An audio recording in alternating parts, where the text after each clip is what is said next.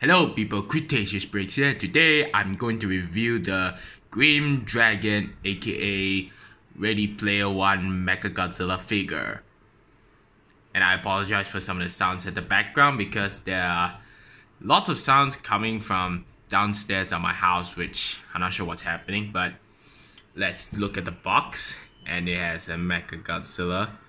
And when I received this, there's this piece of paper that showed me that I'm supposed to dip the tail in the base of the tail with hot water like one of those Mechagodzilla, but it's kind of odd that it's actually paste like a piece of paper showing instructions. The side. I really like the box though. It looks like some kind of a nuclear thing, since Mechagodzilla is basically supposed to be Godzilla, and Godzilla is basically radioactive. So pretty much, yeah. So let's take a look at the Mechagodzilla figure itself. Now let me see if I can try to adjust it. Okay. My honest thought about it is really good. The version 3, I prefer this more than the first version and the second one because it was so bright silver, and the tail is basically not as posable as this latest one. And I can do lots of articulation with the tail and do some S-curves which this is why I bought this. And I like the color scheme. And it does have a bit of the do we call this, the yellow sticker where it's like a caution, and it says like G15, and surprisingly there's a star.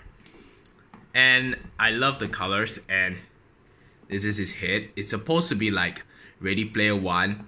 Now mine unfortunately has some issues. Like you can see there's a silver mist paint like over those. It's not really that great, but and I like the silver dry brush it has, like shows its battle damage. And oddly, this one is missing a red dot, and they're not really aligned nicely. And the difference is that the first one is that the tail does have a bit of the clearance, like very clear for ball joints, but it doesn't really bug me.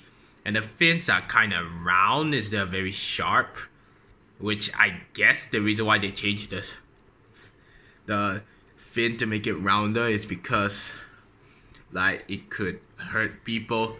But yeah, I don't see the point because this stuff here is actually kind of sharp, but not too sharp like it actually cause damage. It's just too pointy.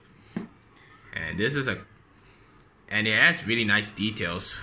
And the wiring, unfortunately my wire right here is somehow paint chipped when I just open it, while the other side looks fine. And I like the legs here. There's something like, I like all the silver. It really pops out a lot, and the red. And luckily the leg ankle here is not necessarily bent. I've seen some people receive it, and this one is the knee right here. I think that's what you call around the knee area right here. The leg like have a completely bent in, which is kind of sad. And it does come with accessories, and one thing I don't get is that this one is the ball joint right here. Or it's supposed to be a peg. It's so huge that you do come an accessory that comes with this gun, which is nicely done. Like you're supposed to peg it in, but it was so tight that it caused paint chip, unfortunately, which I don't know why they designed it like this, because the other side seems to be a bit perfectly fine. Now for accessories first, I later show the articulation because I want to show accessories. Like you got this gun, and you got it for a second one for this side, and a random kaiju. I have no clue what is this. Like what is this? Is this supposed to be one of those Ultraman kaijus I may not know, or some random own kaiju film I may not know? And you do come with the hand missiles, and and it looks cool. Although I'm not sure which side is which. And you even get a drill hand, which is basically almost like a reference to Kiryu from Godzilla Tokyo SOS, which I thought is a cool, like, circular cool thing. And these missiles are just so useless, honestly. I thought this is supposed to peg in here, but it just doesn't really fit, so that's not gonna work. And you basically got a pair of this transformed missile fingers. Like, it just straightened out to become missiles to shoot. And then you got some missiles right here, which I don't really like it that much, honestly. It's just something about it, like, doesn't look that great. I just think it's got to do with the smoke and some strange red thing here. I don't know. But I'll show you with the Mechagodzilla with the other pieces right here. So all you gotta do is just be careful and make sure you align it right here where the white is. Like that. And then you do this other side. Like this.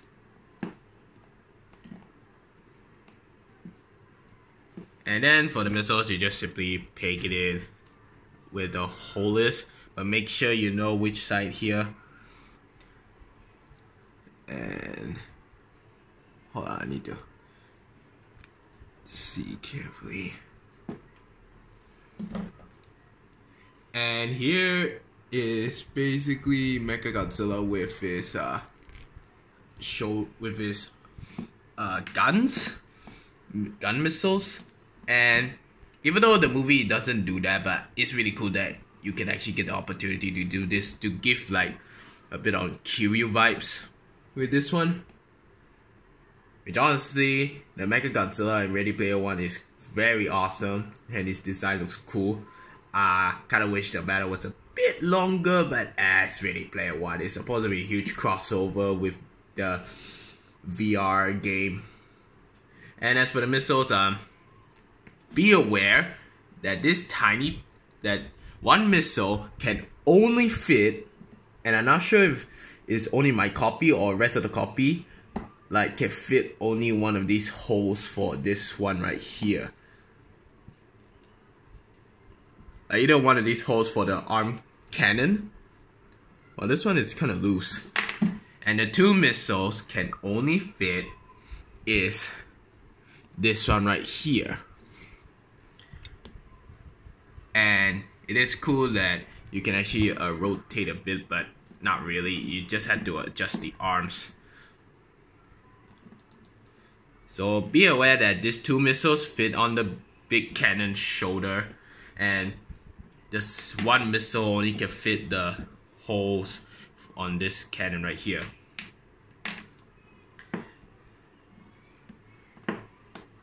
And for the other one I want to do, so I want to remove this one to get a clearance. You get this drill, and the ball joint is sometimes kind of a pain to really push it in, because it's sometimes kind of a pain to really push it all the way in, and it's fully in, and yeah. So here's a drill hand. I gotta say, it looks kind of cool. Yeah.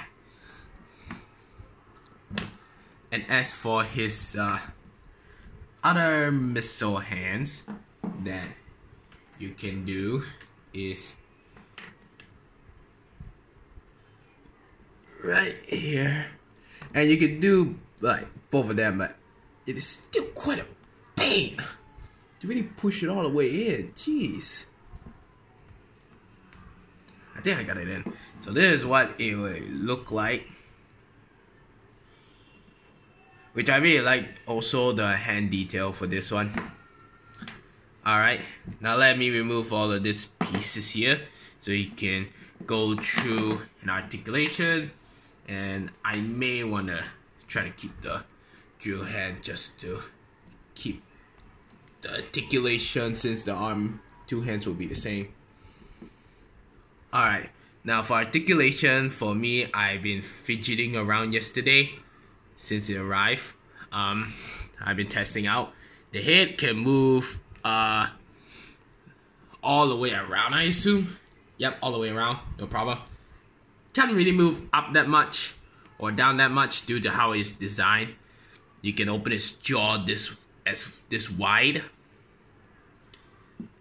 And be careful with the wires also, I should say. They're very bendable, and I'm afraid like one of these days you may accidentally bend too much until it can snap. And the neck can move, I think it can move 360, but why would you want to move like this?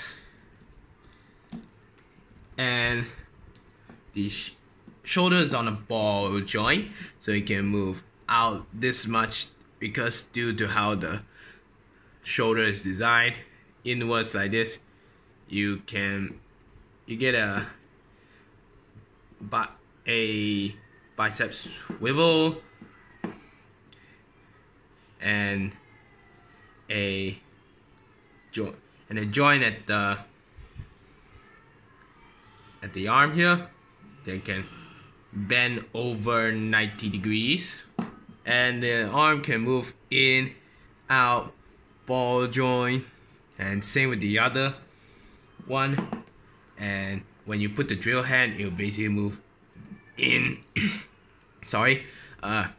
in and like move forward and outward a bit, and basically you can do this 360 degree yippee. And for the legs, you can move outward this much, inward this much, depending on how you position the leg, of course. I also forgot to mention that I like some of the rib parts, although it's still a bit sloppy on the rib placement on the back, but I just like the skull. You can move back, you can do 360 degrees. The legs can bend forward, the knees can bend forward this much and back this much, and can move downwards like this. And the feet can do a decent pivot. I think that's how you pronounce it. A decent pivot. And I think it's okay. As for the tail, so many ball joints to make a natural S-curve. Although there are some places here that looks kind of sloppy with the silver painting. Yeah, but you can at least, yeah, there is a bit of a clear stuff here, but it's not that big of a deal. The only issue I have is the paint chipping, that one, and the questionable of the missile designs, which are pointless. So you can pretty much get quite a huge tail posing. That's a huge improvement over the first and second version. Now, I'm gonna try to straighten it up to do the size comparison.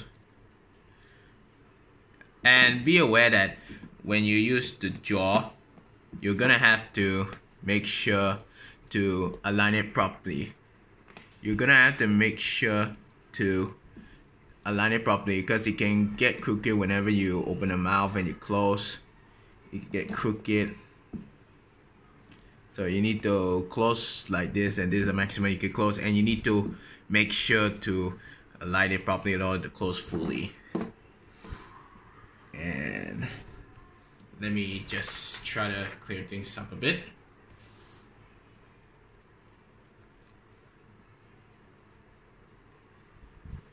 Try to give Mechagodzilla a neutral pose for his size.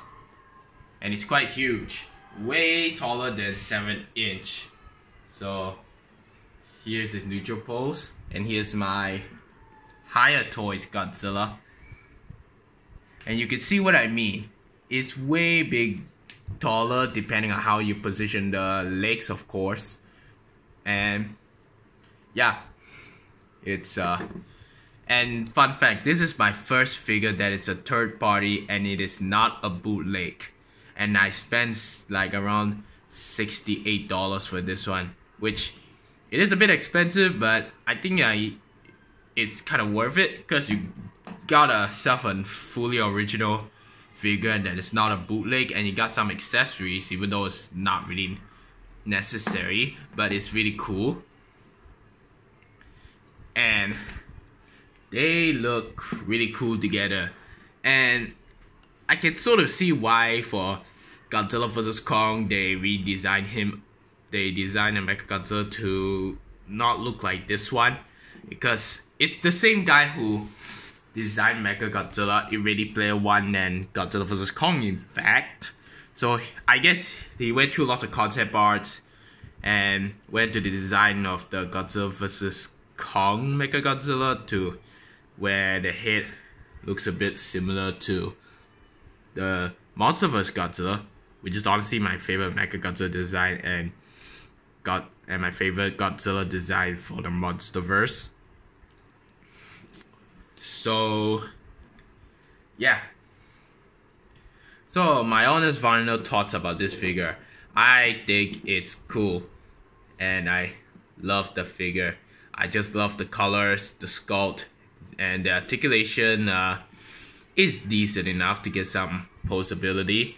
And I love the improvement of the tail, and I love its design. So it's really cool that the third party Mechagodzilla like this exists, because no official companies make a statue or NECA make a figurine like this. This one almost feels like a NECA, honestly, which sad that NECA lost the license to the Godzilla, so rest in peace.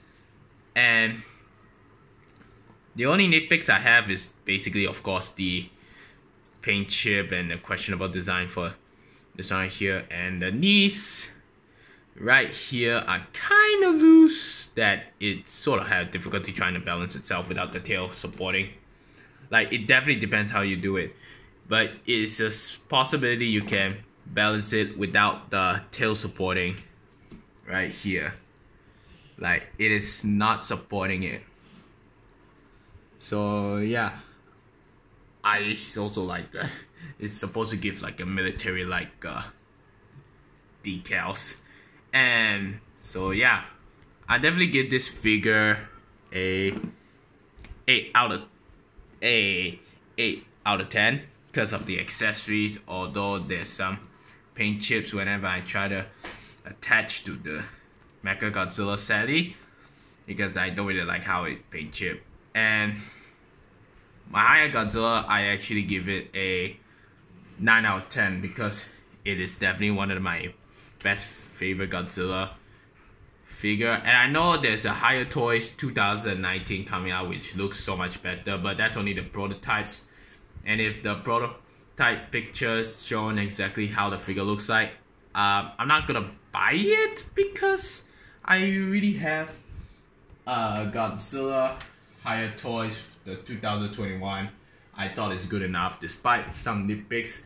I still like the 2021 Godzilla from Higher Toys. So, and I'm also out of shelf space, and I'm aware there's Higher Toys King Ghidorah, Rodan, Mothra, and Kong.